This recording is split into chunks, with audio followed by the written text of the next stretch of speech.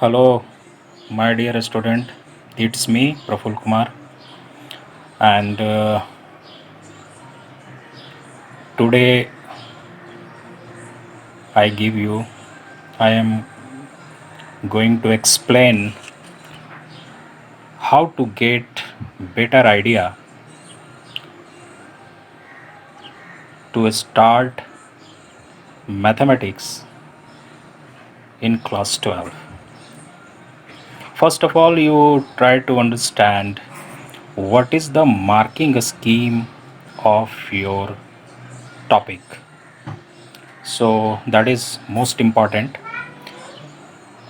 थोड़ी सी समस्या है, इनकन्वीनियंस ही है। घर में बैठ कर के वीडियो बना रहा हूँ, बोर्ड है नहीं, तो मैं बुक्स और पेन पेपर कॉपी का इस्तेमाल करूँगा और आप बेहतर ढंग से समझ पाएँ, आपके कम से कम क्वेश्चंस आपके दिमाग में आ पाए। आपके क्वेश्चंस को मैं ही आंसर करते चलूँगा, आपके दिमाग में जो भी क्वेश्चन आएगा उसका मैं ही आंसर करते चलूँगा और मैं अपने तरीक़ा से बेस्ट और ढंग से एक्सप्लेन करने का कोशिश कर रहा हूँ। ठीक है, तो late us start now. You sometime आप वीडियो को पॉज करके देख सकते हो कि मैं क्या क्या चीज़ बोल रहा हूँ और आप कैसे उसको बेहतर ढंग से अपने सुविधा के अनुसार कन्वीनियंटली यूज़ कर सकते हो। So I am sharing few documents and most of the things जो होगा वो मैं कॉपी में अपने हैंड रिटन वे में आपको एक्सप्लेन करूँगा, जिससे आपके डाउट्स मैक्सिमम क्लियर हो जाएंगे। ठीक है ना? सो लेट अस स्टार्ट। तो ऑनलाइन है तो दिमाग को थोड़ा ऑन कर लीजिए। मैथ पढ़ना है और मैथ आप जानते हैं कि सबसे ईजी सब्जेक्ट है और जो बच्चे ज़्यादा बेवकूफ़ होते हैं वो ज़्यादा बढ़िया मैथमेटिक्स सीखते हैं। ठीक है, तो चलिए स्टार्ट करते हैं। Hi student, how are you? I hope all of you are fine. So this is my first video for all of you. Today we discuss about the very important topic, that is matrices and determinant. It is a student friendly topic and you can get 10 marks in this topic. So CBSE can decide, it can give you, it can be asked 6 marks question, 4 marks question or 4 and 2 marks questions. It depend upon the patterns, but you totally prepare for it. You can get 10 marks rightly from here. Okay, then so थोड़ा मुश्किल है कि ज़्यादा लंबा video बन नहीं सकता है, तो मैं छोटे छोटे टाइप वाइज वीडियो को बना करके आपसे शेयर कर रहा हूँ। बट और एक मैं कोशिश करूँगा कि आपके बहुत सारे जो क्वेश्चंस दिमाग के अंदर आए उनके आंसर्स मैं अपने वीडियो के अंदर ही दे दूँ। तो चलिए let us start. First of all we discuss about the matrices. What is the matrices? That is very important thing. First you know what is the meaning of topic. Then matrices means arrangement of numbers in a rectangular area. अब वो arrangement कैसे होगा? हमारे पास बहुत सारे number हैं, तो उनको एक प्रॉपर वे में, कन्वीनियंट वे में अरेंज कैसे करेंगे? So it is a set A and we have arranged it according to this.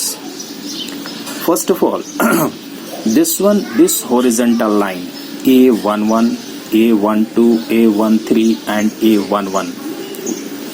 So first position is 1, 1, 1, 1, 2, 2, 2, 2. This horizontal line is called row. So how many rows are there?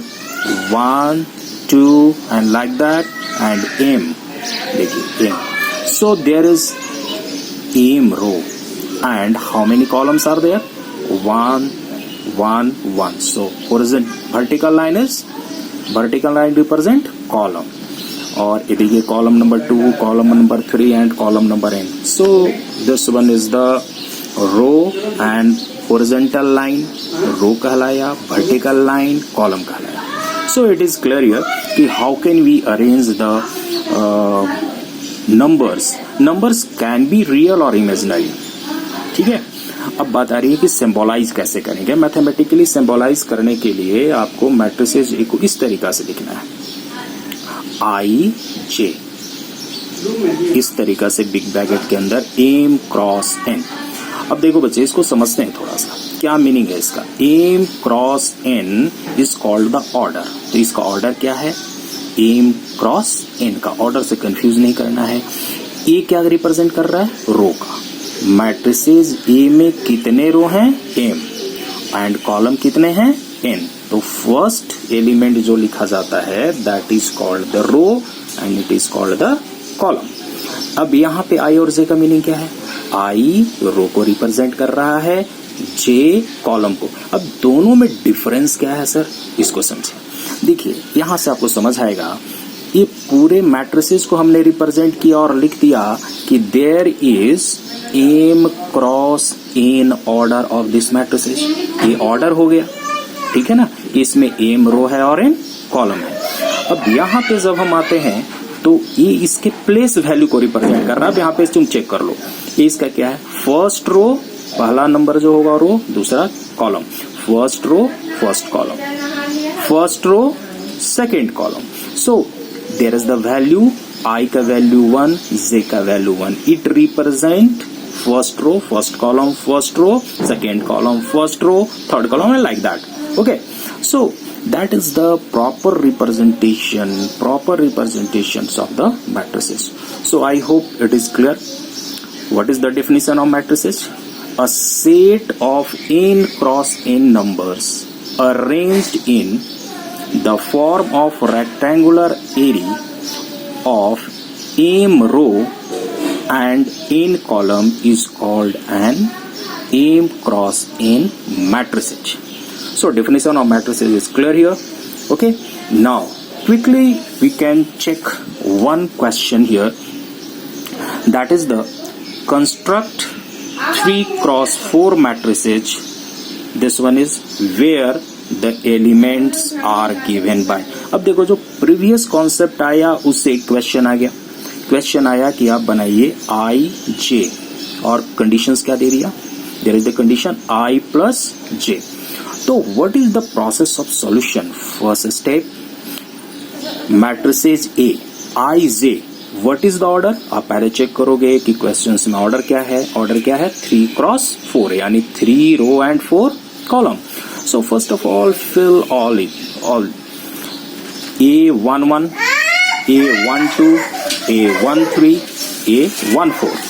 So there is the first row, second row, third row, first column, second column, third column, fourth column. So there is the order, and this order is 3 cross 4. Okay, now how can we get the place value here? So first row first column, यहाँ क्या formula दिया हुआ है sir, I plus j means 1 plus 1 2, 1 plus 2 3, 1 plus 3 4, 1 plus 4 5, and like that we are putting the all values here and we are getting the matrices. So that is the process of construct matrices of 3 cross 4 matrices. Okay, so you can attempt next question. तो बीच बीच में करना क्या कि जब बातें समझ कम आए तो वीडियो को पॉज कर देना और ध्यान से एक बार देखना कि मैं क्या बोल रहा हूँ. ठीक है, मैं कोशिश कर रहा हूँ कि आपके मैक्सिमम क्वेरी को क्लियर करूँ. तो आप एक दूसरा अटेम्प्ट कर सकते हो, आई जे इक्वल्स टू आई माइनस जे. तो उनका ऑर्डर भी क्या होगा, 3 क्रॉस 4. तुम चाहते हो तो उसको चेंज कर लो, 2 क्रॉस 3 कर दो, ठीक है, 3 क्रॉस 3 कर दो, ठीक है, व्हाटएवर. तो पहला काम करना क्या होगा, इस तरीका से उनके प्लेस को रिप्रेजेंट कर लेना होगा, है ना. पहला में क्या होगा, पहला प्लेस 1 1 1 1, फिर वर्टिकल लाइन के लिए 1 2 3, इस तरीका से. ठीक है ना. 3x4 मैट्रिसेस हम लोग कंस्ट्रक्ट कर लेते हैं। अब इसके बाद आगे बढ़ते हैं टाइप ऑफ मैट्रिसेस के ऊपर में। टाइप ऑफ मैट्रिसेस बड़ा इंपॉर्टेंट है, उसको क्विकली हम लोग देख लेते हैं, ठीक है। और आप थोड़ा सा अपना टेक्स्ट बुक का सहारा लीजिएगा तो वहां से आपको हेल्प हो जाएगा। तो सबसे पहले है रो मैट्रिसेस। अब इसमें क्या होगा कि एक सिंगल रो होगा। अब देखो भाई, इसको बड़ा क्लियर कर दे रहा हूं। एक लाइन हॉरिजॉन्टली कट करो, ये किसको रिप्रेजेंट कर दिया? रो को। तो यहाँ पे क्या आएगा? First row, first row. और कितने कॉलम है सर? वर्टिकल लाइन कितने खींचेंगे? 1 2 3। So there is the 3 first row and 3। Horizontal कितने लाइन खींचा गया? 1। वर्टिकल कितने लाइन खींचा गया? 3। तो ये हो गया हमारा रो मैट्रिक्स। अब ऐसा नहीं है कि 3 खींचना है, आप हॉरिजॉन्टल में कुछ भी, जैसे मान लो कि मैंने लिख दिया सर AB, ये भी हमारा रो मैट्रिसेस है क्योंकि केवल एक ही रो है। तो रो मैट्रिसेस में केवल ऑर्डर में क्या होगा? हर हाल में रो एक ही होगा। अब कॉलम कितना भी हो सकता है, उससे कोई फर्क नहीं पड़ता है। आगे बढ़ते हैं कॉलम मैट्रिसेस। कॉलम मैट्रिसेस में केवल कॉलम होगा। कॉलम होगा मीन्स व्हाट? कॉलम एक होगा, रो 3 हो गए, 2 भी हो सकते हैं। मान लो इसी को और थोड़ा सा कंफ्यूजन ना हो, AB लिख दिया मान लो, ठीक है। तो AB लिख दिया तो यहाँ हॉरिजॉन्टल लाइन 1 2 खींचा, लेकिन वर्टिकल लाइन कितना खींचा गया? 1। इसका मतलब क्या हो गया कि इसमें 2 हॉरिजॉन्टल हैं और 1 वर्टिकल है। So it is called the column matrices. Okay, I hope clear here. तो एक से ज्यादा कॉलम नहीं होने चाहिए और इसमें एक से ज्यादा रो नहीं होने चाहिए। जब एक रो है तो रो मैट्रिसेस है, जब एक कॉलम है तो कॉलम मैट्रिसेस है। देखो मैथमेटिक्स में बहुत टेक्निकल टर्म्स के ऊपर में ज्यादा एम्फेसिस नहीं करना चाहिए, कॉन्सेप्चुअली उन बातों को समझ के दिमाग के अंदर रखनी चाहिए। तब आगे बढ़ते हैं स्क्वायर मैट्रिसेस। बहुत इंपॉर्टेंट टाइप ऑफ मैट्रिसेस है। देखो इसमें मैंने थोड़ा सिंपल सा तरीका आपको बताया है। देखिए स्क्वायर मैट्रिसेस में होता क्या है, जो भी मैट्रिसेस आप बनाते हैं उसमें जितने रो होंगे उतने नंबर ऑफ कॉलम्स होंगे। If the number of row equals to number of column then it is called the square matrices. Okay, so let us take one example here. 1 2 3 3 2 1 1 1 2।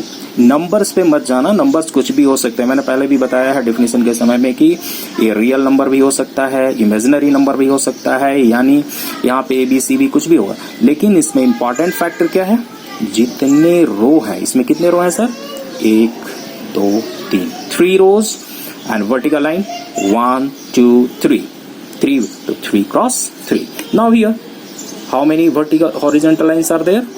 1 2 2 vertical line 1 2, so 2 cross 2। तो जब number of रो देखिए यहाँ और ये दोनों बराबर हो तो ऐसे मैट्रिसेस स्क्वायर मैट्रिसेस कहलाते हैं। और बड़ा इंपॉर्टेंट सा है उसके बाद diagonal matrices. Diagonal matrices is also a type of square matrices. तब आप कहोगे सर कैसे? और आप चेक कर लो भाई, यहाँ पे जितने रो हैं उतने कॉलम हैं। और इसमें क्या आप ऑब्जर्व कर रहे हो सर कि एक एलिमेंट है डायगोनली 1 2 3, बाकी इधर सारे एलिमेंट 0 0 है। अब मैं अगर कह दूं कि यार तुम ऐसा करो कि डायगोनल मैट्रिसेस 2 ऑर्डर 2 का बनाओ, तो तुम कैसे लिखोगे? चलो सामने लाइव देख लो। आप लिखोगे 1 0 0 2। तो डायगोनली कितने एलिमेंट है? कुछ एलिमेंट है ना। अब यहाँ ABC वॉट एवर, तो 1 0 0 2, यहाँ भी इधर ये भी हमारा क्या हो गया? Diagonal matrices. So what is the condition for diagonal matrices? बड़ा ध्यान से सुनो। पहला चीज, ये स्क्वायर मैट्रिसेस होना चाहिए, डायगोनल में ही एलिमेंट होना चाहिए और बाकी ऊपर नीचे 0 होगा। Okay, so that is the called diagonal matrices.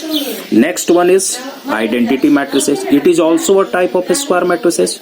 बस दोनों में डिफरेंस क्या है कि डायगोनल मैट्रिसेस में यहाँ पे 1 2 कुछ भी हो सकता था, लेकिन आइडेंटिटी मैट्रिक्स और यूनिट मैट्रिक्स में it is conditioned that you can put only 1, है ना। और डायगोनल में सिर्फ 1 ही 1 पुट करोगे। अब 3 ऑर्डर 3 का कंस्ट्रक्ट कर लेते हैं सर। 1 1 1, डायगोनल एलिमेंट क्या है? 1 1 1 है। तो इसलिए एक इसका नाम क्या है? आइडेंटिटी और यूनिट मैट्रिसेस। तो बड़ा सिंपल अपने लैंग्वेज में समझते हैं, जैसे हमेशा मैं आपको समझाता हूं कि डायगोनल मैट्रिसेस में अगर डायगोनल में 1 1 रह गया यार तो कैसा मैट्रिसेस होगा, यूनिट मैट्रिसेस होगा। ओके, तो क्लियर कर लो, ये 3 ऑर्डर 3 का भी हो सकता है, 2 ऑर्डर 2 का हो सकता है। और इंपॉर्टेंट एक बात क्या है, इसको कैसा होना चाहिए, स्क्वायर मैट्रिसेस होना चाहिए, that is important. Okay, now the next one is null matrices. बहुत सारे बच्चे टाइप ऑफ मैट्रिसेस में जाते हैं, अचानक किसी दिन कोई पूछ देता नल मैट्रिसेस क्या है, अब परेशान हो जाते हैं। नल मैट्रिसेस मतलब उसको स्क्वायर मैट्रिक्स होना जरूरी नहीं है यार, मैंने 2 ऑर्डर 2 लिखा है इसका मतलब स्क्वायर मैट्रिक्स नहीं है, कुछ भी हो सकता है। ठीक है, अब तुम लोग सुन लो, ऐसा भी होगा। मैं यहाँ पे एक सी ले लेता हूँ, 0 0 0, it is also null matrices. यानी कि अगर मैट्रिसेस के अंदर में 0 0 ही सिर्फ एलिमेंट है, then it is called the null matrices. Okay, so उसके बाद मैं इसके जस्ट नेक्स्ट वीडियो में आपको बड़ा इंपॉर्टेंट सा चीज बताने वाला हूं, equality of the matrices. Okay student, it is the second video. So we discuss the very important thing here after knowing the definition of matrices, and now one question can be asked here, what is the equality of matrices? That is important thing. So first know the condition, है ना, equality of matrices के लिए condition क्या है। तो first condition is that 2 matrices are equal. If 2 matrices are equal, then what is the condition? First condition is that number of row of first matrices equals to number of row of second matrices. Number of column of first matrices equals to number of column of second matrices. And most important thing is that must keep in mind equal element of first and second matrices. अगर समझ नहीं आ रहा तो मैं इसको दूसरे ढंग से समझाता हूं। देखो बच्चे, अगर क्वेश्चंस में कह दे कि 2 matrices A equals to B, matrices A and matrices B are equal, इसका सिंपल मीनिंग क्या समझना है? इसका सिंपल मीनिंग ये समझना है, देखो मैंने कुछ कुछ चीजों को ऐसे ही करके छोड़ा ताकि मैं उसको लिख के बता सकूं। अब ए मैट्रिसेस मान लो A इक्वल्स टू बी, पहले ये देखना कि 2 मैट्रिसेस के बीच में इक्वल टू का साइन है कि नहीं। अगर इक्वल टू का साइन है इसका मतलब इक्वल मैट्रिसेस होगा ही होगा। 2 चीजें होंगी, एक तो पूछा जाएगा आपसे कि इक्वल मैट्रिसेस है कि नहीं, और एक इक्वल मैट्रिसेस दिया रहेगा। तो इक्वल मैट्रिसेस अगर दिया रहेगा तो बीच में इक्वल टू का साइन रहेगा। और अगर आपको कहना है कि इक्वल मैट्रिसेस है कि नहीं ये चेक करना है, तो आप सिंपल सा एक एग्जांपल ले लो। मैट्रिसेस ए के अंदर मैंने लिखा A B 2 1, और मैट्रिसेस बी के अंदर मैंने लिखा 1 2 2 1। ठीक है, अब इसका भी 2 ऑर्डर 2 है, ये भी 2 ऑर्डर 2 है, राइट। अगर ए का वैल्यू 1 हो जाए, बी का वैल्यू 2 हो जाए, तो इसके सारे एलिमेंट और इसके सारे एलिमेंट के जैसे हो जाएंगे। पहली बात ये होना बहुत जरूरी है कि इसके जो भी एलिमेंट हैं इसके एलिमेंट होने चाहिए।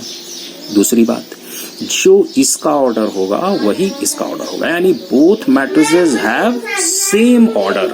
Order means clear here, in first video I have clear. So what is the meaning of order here? 2 cross 2 and 2 cross 2, या 3 क्रॉस 3 का भी हो सकता है, 4 क्रॉस 4 का भी हो सकता है। अब ये बात हो गई। अब ए और बी को अगर इस ढंग से लिख दिया गया तो आप सिंपल समझ लेना कि ए के सारे एलिमेंट बी के सारे एलिमेंट के जैसे ही हैं। अब उसी पर एक क्वेश्चंस आपके एग्जामिनेशन में पूछा जाएगा। देखिए सीबीएसई 2013 में पूछा है, ये 1 मार्क्स 2 मार्क्स के अंदर आ सकता है क्वेश्चन। लिखेगा इफ दिस ए मैट्रिसेस है, इसका ऑर्डर क्या है? देखो 2 क्रॉस 2 का। इसका ऑर्डर क्या है? 2 क्रॉस 2 का। बीच में क्या चाहिए का साइन है? इक्वल टू का। इसके सारे एलिमेंट इसके बराबर होंगे, तो फर्स्ट प्लेस इसका प्लेस वैल्यू क्या होगा बताओ? A11। इसका प्लेस वैल्यू क्या होगा? A11। इसका प्लेस वैल्यू क्या हो गया? A12। इसका प्लेस वैल्यू क्या होगा? A12। So this one equals to -1, x minus y is equal to -1, 2x plus z. A12 के प्लेस पे क्या है यहाँ पे? 2x प्लस जेड, और A12 के प्लेस पे क्या है? 5। So put here 5। And like that a इसके इक्वल हो गया। अब इसको आप elimination substitution whatever the method you can find the value of x, y, z and w. So it is a question frequently you can see in NCERT book, or you can use side book. You can get such type of questions here. Okay, so for the practice, pause the video and note down this question and find the value of x, y and z by the process we have already discussed. Okay, now the second very important questions are asked. 1 marks में एक questions आने का percentage ज्यादा रहता है। देखो इस पे ध्यान से देखना, बड़ा सिंपल सा है। बच्चे छोटी छोटी चीजों पर कभी ध्यान नहीं देते हैं और वहीं से क्वेश्चन 1 मार्क्स 2 मार्क्स का आ रहा है। इस साल के क्वेश्चन पैटर्न को मैंने जब देखा तो हमको यही लगा, छोटी छोटी चीजों को समझते हुए चलना है। अब मान लो कि मैंने कह दिया यार कि एक मैट्रिसेस के अंदर में 12 एलिमेंट्स हैं, ठीक है, तो उसका ऑर्डर क्या होगा? Question is that a matrices has 12 element. What are the possible order it can have? ठीक है, तो how can we get it? So how many elements are there? 12 elements. Okay, तो 12 elements हैं, तो we can find the prime factorization of 12. Then how can we get it? 1 into 12, 12, 12 into 1, 12, 3 into 4, 4 into 3, 2 into 6, 6 into 2. That is the all maximum possible prime factors of 12. And first place represent the row and second place column. Row, column, row, column. So how many types of matrices can be constructed here? 1, 2, 3, 4, 5, 6. So there is the 6 matrices. अब एक example और ले लो, clear कर लेते हैं। अगर मान लो कि 12 की जगह 15 होता तो 15 का हम प्राइम फैक्टराइजेशन करते। How many what are the possible order it can have? तो ऑर्डर क्या क्या हो सकता था 15 होने पे? 1 15, 15 1, 3 5, 5 3, दैट इज पॉसिबल। ठीक है, तो इस तरीका से हम लोग आंसर कर सकते हैं। ठीक है, फिर मैं कोशिश कर रहा हूं कि आप जनरली वीडियो होता है कि एक वीडियो का दूसरे से बहुत ज्यादा लिंक नहीं रहता है। कोशिश कर रहा हूं कि एक सीक्वेंस में आपको मिले और आप मेरे वीडियो को सीक्वेंस में ही पढ़िएगा तो शायद ज्यादा समस्या नहीं होगी। So second question is that, first question clear हो गया। सेकेंड क्वेश्चन क्या है?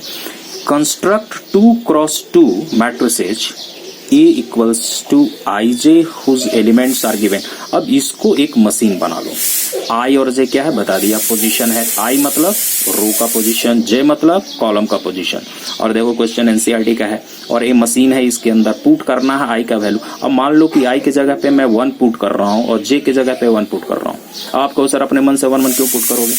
हम सीधे पहुंचेंगे यहाँ पे, हमको कंस्ट्रक्ट क्या करना है? 2x2 matrices. तो सबसे पहले हम लोग क्या करेंगे? सबसे पहले यहाँ आएंगे, लिखेंगे A11, प्रीवियसली मैंने डिस्कस कर चुके हैं।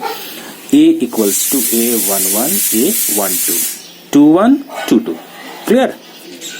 ये हो गया 2x2 का first row second row, first column, second column. Position are placed here 1 1. So we are putting here 1 1. So 2 and 3, 3 का square 9 by 2. 1 2 1 2 1 4 और 1 5 5 का square 25 by 2. So we can get the value here. So from NCERT book you can solve a few questions of this type. Okay. Now one question I want to discuss. That is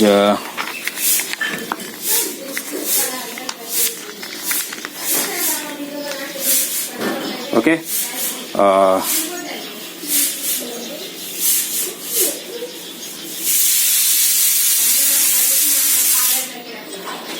These are the questions here.